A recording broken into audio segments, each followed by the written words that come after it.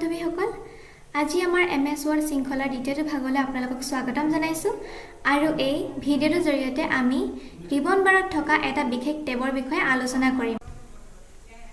প্ৰথমতে মই MS Word টো ওপেন কৰি লম।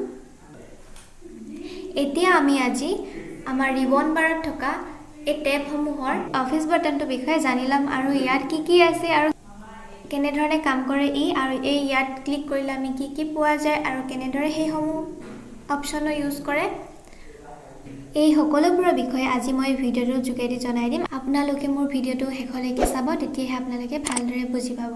আহক তেন্তে এতিয়া আমি এই অফিস বাটনটোৰ বিষয়ে জানি লওঁ। প্ৰথমতে মই আপোনালোকক এটা কথা কৈ দিওঁ, এই অফিস বাটনটো MS Word ফাইল মেনুত পুৰণি ভাৰ্সন হিচাপে পোৱা গৈছে। সেইবাবে ইয়াত এনেধৰণে এটা গোলাকৃতি আৰু ৰঙীন বাটন আমি দেখিব পাইছো। এটো মোৰ MS Word 2007 হয়, সেইবাবে ই এনেধৰণে মোৰ স্ক্ৰিনটোত শো হৈছে। বাকি অন্য ওয়াৰ্ডসমূহত আমি এই ৰাউন্ড বাটনটো কালাৰিং বাটনটো আমি এনেধৰণে দেখা নাপাওঁ। ইয়াৰ ঠাইত আমি ফাইল বুলি দেখা পাওঁ আৰু সেইসমূহ উইন্ডো ভাৰ্সন 2010ত আছে আৰু তাৰ ওপৰসমূহত আছে। যেহেতু মোৰ 2007 হয়, সেইবাবে মোৰ ইয়াত এনেধৰণে শো হৈছে। মতে মই এই অফিস বাটনটো ক্লিক কৰি লম। ক্লিক কৰাৰ লগে লগে আপোনালোকে দেখিব পাইছেনে ইয়াত বহুত ধৰণৰ কমান্ড দেখিব পাইছো আৰু এই প্ৰত্যেকটো কমান্ডৰ এটা নিজস্ব কাম আছে।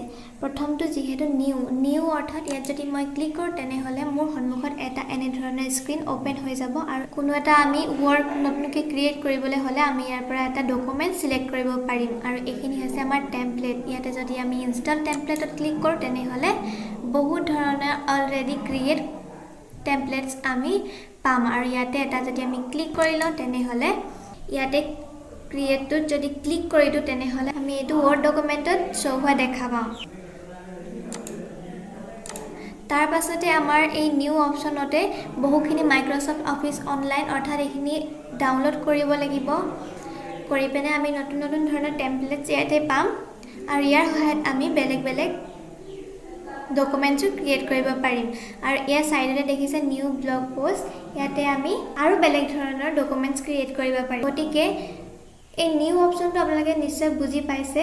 নিউ অৰ্থাৎ কোনো এটা ডকুমেন্ট নতুনকৈ গঠন কৰা। ইয়াতে আমি ব্ল্যাঙ্ক পেজ এটাত আকৌ নতুনকৈ আমাৰ ডকুমেন্ট এটা ক্ৰিয়েট কৰিব পাৰিম। সেইবাবে নিউ অপচনটো ইউজ কৰা হয়। তাৰ পাছত আছে ওপেনটো ইউজ কৰা হয়। কোনো এটা যদি আমি ডকুমেন্ট অলৰেডি সেভ কৰি ৰাখিছো সেইটো চাবৰ বাবে আমি ইয়াতে ক্লিক কৰিব লাগিব। ক্লিক কৰাৰ লগে লগে আমাৰ সন্মুখত এনে ধৰণৰ এটা স্ক্ৰিন ওপেন হৈ যাব আৰু ইয়াতে যদি আমি ইয়াৰ ভিতৰত কোনোবা এটা যদি ক্লিক কৰো অৰ্থাৎ এতিয়া শ্ৰীৰাম ইনষ্টিটিউট লিখা আছে এটোতে ক্লিক কৰিম। ডাবল ক্লিক কৰাৰ লগে লগে সেই ডকুমেন্টটো যেটো মই সেভ কৰি ৰাখিছিলো সেইটো আমি ইয়াত ওপেন হৈ যাব আমাৰ সন্মুখত আৰু এটো চাবলৈ পাৰিম। এতিয়া আপোনালোকে বুজি পালেনে ওপেন অপচনটোত গৈ আমি কোনো এটা ডকুমেন্ট যেটো আমি ক্ৰিয়েট কৰি ৰাখিম সেইটো আমি চাবলৈ পাৰিম। তাৰ পাছতে আছে আমাৰ সেভৰ কাম হৈছে কোনো এটা ডকুমেন্ট যেটো আমি ক্ৰিয়েট কৰি ৰাখিম সেইটো আমি সেভ কৰি ৰাখিব পাৰিম। যেনে ধৰণে মই ইয়াতে Shriram institute typing 11 typing 1 document 1 বুলি সেভ কৰি ৰাখিছো। সেইসমূহ ইয়াৰ সহায়ত অৰ্থাৎ সেভ আৰু ইয়াৰ শৰ্টকাটটো হৈছে Ctrl+S। আমি কোনো এটা যদি কমান্ডত এনেকৈ সাইডত ক্লিক কৰি ৰাখো তেনেহলে তাৰ শৰ্টকাটটো ওলাই পৰিছে। আমি যদি নিউ পেজ এটা ক্ৰিয়েট কৰো তেনেহলে আমি Ctrl+N কিবোৰ্ডৰ সহায়ত যদি প্ৰেছ কৰো তেনেহলে আমাৰ সন্মুখত এটা ব্ল্যাঙ্ক পেজ ওপেন হৈ যাব আৰু আমি তাত এটা নিউ ডকুমেন্ট ক্ৰিয়েট কৰিব পাৰিম। আৰু তাৰ পাছত আছে ওপেনত আমি Ctrl+O যদি প্ৰেছ কৰো কিবোৰ্ডৰ সহায়ত তেনেহলে আমাৰ যিকোনো এটা ফাইল অলৰেডি ক্ৰিয়েট হৈ থকা হেতু আমি ওপেন সন্মুখত আমাৰ শো হৈ থকা দেখা পাম।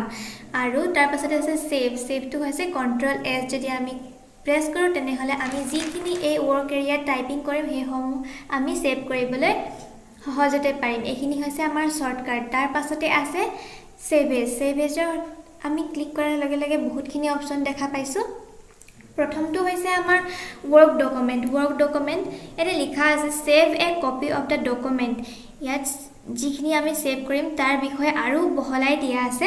প্ৰথমটো হৈছে আমাৰ ৱৰ্ড ডকুমেণ্ট। ৱৰ্ড ডকুমেণ্টত কি কৰা হয়, এটা ডকুমেণ্ট ৱৰ্ড ফৰ্মেটত ছেভ কৰিব পাৰে। ইয়াত আমি যিকোনো এটা ডকুমেণ্ট ফৰ্মেটত ছেভ কৰিব পাৰোঁ।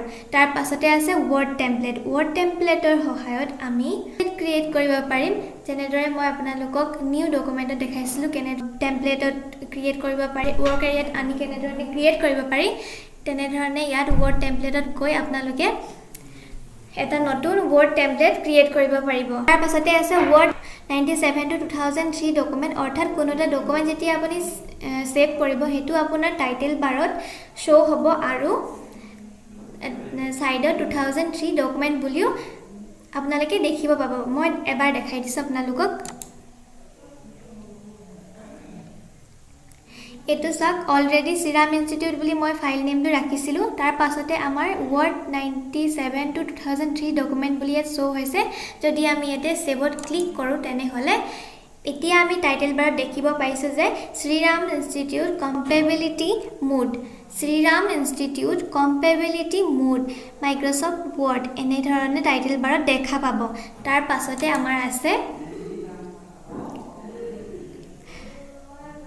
তাৰ পাছতে এইটো find and inch for order file format, এইটো ইমান গুৰুত্বপূৰ্ণ নহয় আৰু ইয়াত এইটো ইমান বিশেষ নহয়। তাৰ পাছত যিটো আছে অৰ্ডাৰ ফৰ্মেটছটো হৈছে আমি অন্য বহুতো ফৰ্মেট ছেভ কৰি লৈ এইটো ব্যৱহাৰ কৰিব পাৰিম, সেইবাবে এই অপশ্যনটো দিয়া হৈছে। আহক এতিয়া আমি পাছৰটোলৈ যাওঁ। তাৰ পাছতে আছে প্ৰিণ্টত ক্লিক কৰাৰ লগে লগে আমি বহুকেইটা অপশ্যন দেখা পাইছোঁ। Preview and print the document, প্ৰথমটো আছে প্ৰিণ্ট। প্ৰথমটো হৈছে আমি যিটো পেজ প্ৰিণ্ট কৰিবলৈ বিচাৰিম সেইটো চিলেক্ট কৰি তাতে পেজ আৰু বাকী অন্য ছেটিংসমূহো আমি তাত ছেট কৰি ল'ব পাৰিম। মই ক্লিক কৰি আপোনালোকক দেখাই দিছোঁ এবাৰ। ইয়াতে নেম অৰ্থাৎ প্ৰিণ্টাৰটোৰ নেম দিব লাগিব। তাৰ পাছতে পেজ নাম্বাৰ যিখিনি আমি ইয়াত ফিল কৰিব লাগে সেইখিনি কৰি ইয়াতে অ'কে কৰি দিলে আমাৰ পেজটো প্ৰিণ্ট হৈ ওলাই আহিব। প্ৰিণ্টৰ পাছতে আছে আমাক কুইক প্ৰিণ্ট। পেজটো আমি প্ৰিণ্ট কৰিব বিচাৰিম সেইটো পোনপটীয়াভাৱে আমাৰ ডকুমেণ্টটো ওলাই আহিব, সেইবাবে কুইক প্ৰিণ্টটো ইয়াত দিয়া হৈছে। তাৰ পাছতে আছে আমাৰ প্ৰিণ্ট প্ৰিভিউত আমি প্ৰিণ্ট কৰাৰ আগতে কেনেকুৱা পেজটো প্ৰিণ্ট হ'ব সেইটো চাবলৈ বাবে আমি এইটো ইউজ কৰিব পাৰিম। এতিয়া হওক আমি তাৰ পাছতলৈ যাওঁ। তাৰ পাছতে আছে প্ৰিপেয়াৰতো আমি বহুতকেইটা অপশ্যন দেখিব পাইছোঁ। প্ৰথমতে আছে প্ৰপাৰ্টিজটোনো কি হওক জানি লওঁ। প্ৰপাৰ্টিজটো হৈছে আমি যিটো প্ৰপাৰ্টিজত আমি আমাৰ ডকুমেণ্টটোত টাইটেল, অথৰ এণ্ড কিবৰ্ডছ আদি লগাই দিব পাৰিম, সেইবাবে প্ৰপাৰ্টিজটো দিয়া হৈছে। তাৰ পাছতে আছে আমাৰ ইনস্পেক্ট ডকুমেণ্ট। ইয়াতে আমাৰ পাৰ্চনেল যিসমূহ ইনফৰ্মেশ্যন আছে সেইসমূহ আমি ইয়াতে চেক কৰিবলৈ পাৰিম, সেই সুবিধাটো ইয়াত দিয়া হৈছে।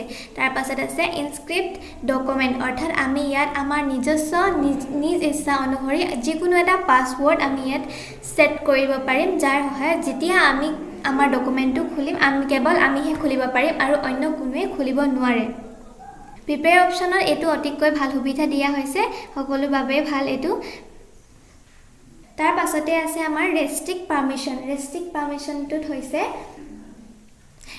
পাৰ্মিশ্যনটোত আমি আমাৰ ডকুমেণ্টটোত আমি যিটো ডকুমেণ্ট ক্ৰিয়েট কৰিম সেইটো অন্য এজন ব্যক্তিয়ে এডিট বা কপি, প্ৰিণ্ট আদিবোৰ কৰিব নোৱাৰিব, অৰ্থাৎ এইটোত বাধা দিব পাৰি আৰু ইয়াৰ সহায়ত আপোনাৰ ডকুমেণ্টটো অন্য এজনে কপি কৰিব নোৱাৰিব, সেইবাবে এইটো দিয়া হৈছে। তাৰ পাছতে আছে ডিজিটেল ছিগনেচাৰ। এইটো হৈছে আপুনি ডিজিটেল ছিগনেচাৰ এড কৰিব পাৰিব, সেইবাবে এইটো ব্যৱহাৰ হয়। তাৰ পাছত আছে মাৰ্কছ এজ ফাইনেলত আপুনি যিটো ডকুমেণ্ট ক্ৰিয়েট কৰিব সেইটো কেৱল অন্য এজন ব্যক্তিয়ে চাবলৈহে পাৰিব, সেইটো আপোনাৰ ডকুমেণ্টটো তেওঁক কোনো ধৰণৰ এডিট বা কোনো ধৰণৰ লাইনছ এড কৰিব নোৱাৰে, সেইবাবে এইটো দিয়া হৈছে। যিখিনি আপুনি অলৰেডি ডকুমেণ্টটো ক্ৰিয়েট কৰি ৰাখিব সেইটো ফাইনেল হৈ যাব আৰু কোনো এজন ব্যক্তিয়ে আপোনাৰ সেইটো কোনো ধৰণৰ বাক্য বা অন্য কিছু লাইনছ এড কৰিবলৈ নোৱাৰিব, সেইবাবে এইটো ইউজ কৰা হয়। তাৰ পাছতে আছে ৰান কমপ্লিটিভিটি চেকাৰ। এইটোৰ সহায়ত আপুনি আপোনাৰ ডকুমেণ্টটো কম্পেটিবল হয় নে নহয় সেইটো চেক কৰিব পাৰিব। গতিকে এই সকলোবোৰ আপোনালোকে নিশ্চয়কৈ বুজি পাইছে। এতিয়া হওক আমি নেক্সটলৈ যাওঁ। চেণ্ড অৰ্থাৎ আপুনি যিকোনো মেছেজ, ইমেইল, ডকুমেণ্ট আদিসমূহ ইয়াতে চেণ্ড কৰিব পাৰিব। তাৰ পাছতে আছে পাব্লিছ আপোনাৰ ডকুমেণ্টটো ডাইৰেক্টলি আপুনি পাব্লিছ কৰিব পাৰিব, ইয়াতে এইটো অপশ্যন দিয়াই আছে। আৰু এই সমূহত লিখাও আছে যিকোনো আপোনাৰ ডকুমেণ্টছ ব্লগ ইয়াতে আপুনি ডাইৰেক্ট পাব্লিছ কৰি দিব পাৰিব একেবাৰে আমাৰ শেষত আছে ক্লোজ অপশ্যন ক্লোজ অৰ্থাৎ আপোনালোকে বুজি পাইছে ক্লোজ মানে হৈছে বন্ধ কিন্তু এইটো বন্ধ হৈছে যদি আমি ইয়াতে ক্লিক কৰোঁ তেন্তে আমাৰ ৱৰ্ক এৰিয়াটোহে আমাৰ বন্ধ হৈ যাব বাকী গোটেই এপ্লিকেশ্যনটো অফ হৈ নাযায় মই আপোনালোকক কৰি দেখাইছোঁ দেখিছেনে এতিয়া আমাৰ ৱৰ্ক এৰিয়াটো একেবাৰে ব্লেংক হৈ গৈছে একো নাই ইয়াতে আমি ইয়াত ৱৰ্ক কৰিব নোৱাৰোঁ সেইবাবে ক্লোজটো দিয়া হৈছে তেন্তে আজি আমাৰ ভিডিঅ'টো ইমানটোতে সমাপ্ত কৰিছোঁ আকৌ আমি আমাৰ নেক্সট ভিডিঅ'ত বাকী টেবসমূহৰ ভিডিঅ' লৈ আহিম আজিলৈ ইমানে ধন্যবাদ